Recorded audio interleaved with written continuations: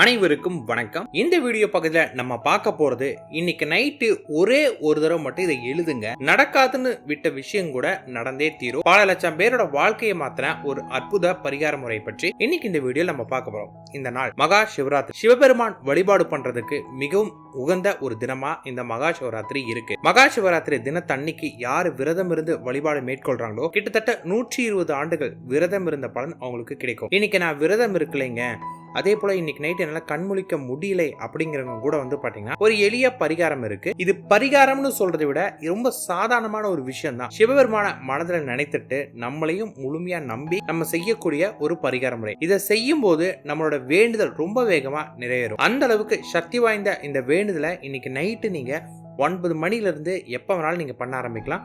இப்பதான் பண்ணணும் அப்படிங்கிற அவசியம் கிடையாது. இந்த நாள் முழுவதுமே உங்களுக்கு இதுக்கு தகுந்த நாளாக இருக்கு. இன்னைக்கு பண்ணீங்கன்னா இது ரொம்ப பவர்ஃபுல்லா உங்களுக்கு இருக்கும். இதுக்கு உங்களுக்கு தேவையானது என்னன்னு கேட்டீங்கன்னா வில்வம். வில்வத்துல பல வகை வில்வம் இருக்கு. மகா வில்வம் எல்லாருக்கும் அவ்வளவு சீக்கிரம் கிடைக்காது. அதனால உங்களுக்கு என்ன வில்வ இலை கிடைக்குதோ அந்த வில்வ இலை கொஞ்சம் வாங்கிட்டு வாங்க.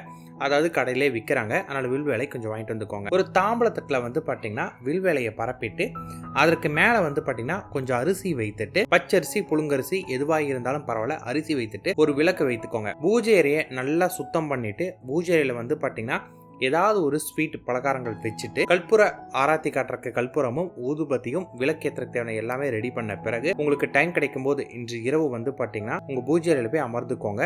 அமர்ந்துட்டு முதல்ல பாத்தீங்கன்னா உங்க குலதெய்வத்தை மனதார வேண்டுங்க. குலதெய்வத்தோட அருள் இருந்தா மட்டும்தான் நமக்கு தேவையான எல்லாமே கிடைக்கும். அதனால மனதை ஒருநிலைப்படுத்தி முதல்ல குலதெய்வத்தை வேண்டுங்க. ரெண்டாவது விநாயகர் பெருமானை வேண்ட ஆரம்பிங்க. விநாயகர் பெருமானோட அருள் கிடைச்சாதான் மற்ற எல்லா தெய்வங்களோட அருள் கிடைக்கும். அதனால விநாயகரையும் மனதார வேண்டிட்டு, மூன்றாவது ஓம் நமசிவாயா அப்படிங்கிற மந்திரத்தை பாத்தீங்கன்னா உங்களால எவ்வளவு நேரம் மன ஒருநிலையோடு சொல்ல முடியுமோ அந்த அளவுக்கு சொல்லுங்க. இப்ப இந்த மந்திரங்கள் வேண்டுதல் இதெல்லாம் வைக்கிறனால நமக்கு என்ன அப்படி நடக்க போகுதுன்னு கேட்டீங்கன்னா மனதுல தெளிவு கிடைக்கும். மனம் பாத்தீங்கன்னா ஒரு நிலை அடைய ஆரம்பிக்கும். உங்களோட மனம் பாத்தீங்கன்னா ஒரு நிலை அடையும் போது நீங்க ஹைலி போக்கஸ்டா இருப்பீங்க. இந்த நேரத்துல ஒரு தெளிவான மனநிலைக்கு வருவீங்க. அதன் பிறகு என்ன பண்ணணும், தாம்பளத்தட்டுல வில்வ இலை பரப்பி இருப்பீங்க இல்லையா, அதுக்கு மேல பாத்தீங்கன்னா அரிசி போட்டு அரிசி மேல விளக்கு வைத்துட்டு, விளக்க நேரடியா வைக்காம 2 வில்வ வச்சு அதுக்கு மேல கூட விளக்கு வைக்கலாம். அந்த அரிசியில பாத்தீங்கன்னா உங்களுக்கு என்ன தேவையோ அதை ஒரு வார்த்தையில் எழுதுங்க. எனக்கு பணம் தேவைப்படுதுன்னா பணம்னு எழுதுங்க. உடல் ஆரோக்கியம்னா உடல் ஆரோக்கியம் எழுதுங்க. பதவியில உயர்வுனா பதவி உயர்வு. இந்த மாதிரி என்ன வேணுமோ அதை பாத்தீங்கன்னா ஒரு வார்த்தை அல்லது 2 வார்த்தையில வர மாதிரி அதை எழுதிட்டு, அதன் பிறகு பாத்தீங்கன்னா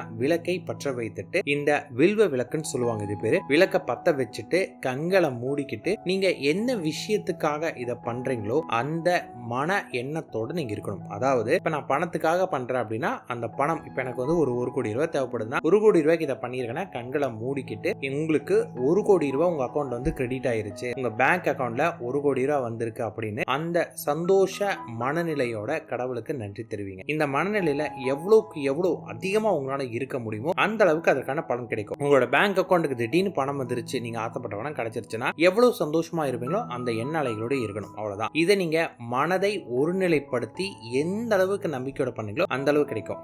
இதுல எல்லாருக்குமே ஒரு கேள்வி வரும். என்ன கேள்வினா, நான் இந்த மாதிரி நிறைய பண்ணியிருக்கேங்க, எனக்கு கிடைக்குமா நடக்குமா அப்படிங்கிற கேள்வி வரும். இதுக்கு நான் ஒரு சின்ன விளக்கம் கொடுக்குறேன். அதாவது நீங்க ஒரு விஷயம் எனக்கு கிடைக்காது நடக்காது, இத்தனை நாள் கிடைக்காத உடனே நடந்துருமா அப்படின்னு நீங்க நினைக்கிறது எப்படின்னா, நீங்க இறந்த காலத்துல வாழ்ந்துட்டு இருக்கனால தான். நேத்து ஒரு விஷயம் உங்களுக்கு கிடைக்காட்டி, நேத்து ஒரு விஷயம் நடக்காட்டி அந்த விஷயம் உங்களுக்கு நாளைக்கும் கிடைக்காது, நாளைக்கும் நடக்காது அப்படிங்கிற எண்ணத்துல வைக்காதீங்க. பிகாஸ் நாளைக்கு என்ன வேணாலும் நடக்கலாம், எப்படி வேணாலும் நடக்கலாம். நாளைக்கு நமக்கு ஒரு அற்புதமான ஒரு விஷயம் தான். இந்த நாளை அப்படிங்கிறதே பெரிய வரப்பிரசாதம். நாளைக்கு இதுதான் நடக்கும் நமக்கு தெரியாது. அப்ப நீங்க முழு நம்பிக்கையோட பண்ணீங்கன்னா நீங்க கேட்டது அடையிறதுக்கான வழிகள் உங்களுக்கு கிடைக்கும். என்ன வழி கிடைக்குதோ அந்த வழியை யூட்டிலைஸ் பண்ணுங்க. நீங்க கேட்கக்கூடிய விஷயம் பாத்தீங்கன்னா நம்ப தகாத விஷயங்களா இருக்கக்கூடாது. அதாவது நீங்க டிராமாட்டிக்கலா கேட்கக்கூடாது. அதாவது ஒருத்தருக்கு பாத்தீங்கன்னா மாச சம்பளமே ஒரு 1 லட்சத்துக்கு கம்மியா தான் இருக்கு, உடனே ஒரு 1000 கோடி வேணும் 2000 கோடி வேணும்னா அது டிராமாட்டிக்கலான கேள்வி. அப்படி டிராமாட்டிக்கலான கேள்வி அவர் கேட்கிறாரு அப்படின்னா அவரோட மனம் அதை ஏற்கவே இருக்காது. அப்ப அந்த உணர்வு அவருக்கு இருக்காது. சோ நீங்க கேட்கக்கூடிய விஷயம் உணர்வு பூர்வமா இருந்தா மட்டும் போதுமானதா இருக்கும். நீங்க கேட்கறது நீங்க விஷுவல் பண்ணும்போது உங்க மனம் அதை ஏற்றுக்கொண்டு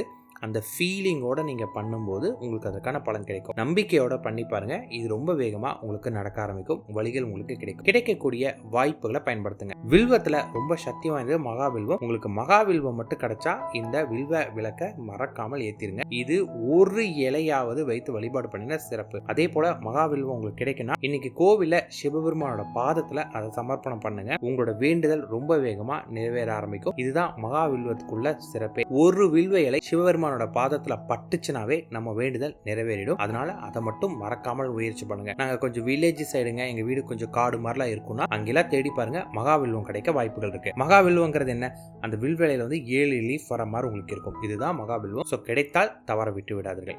நன்றி, வணக்கம்.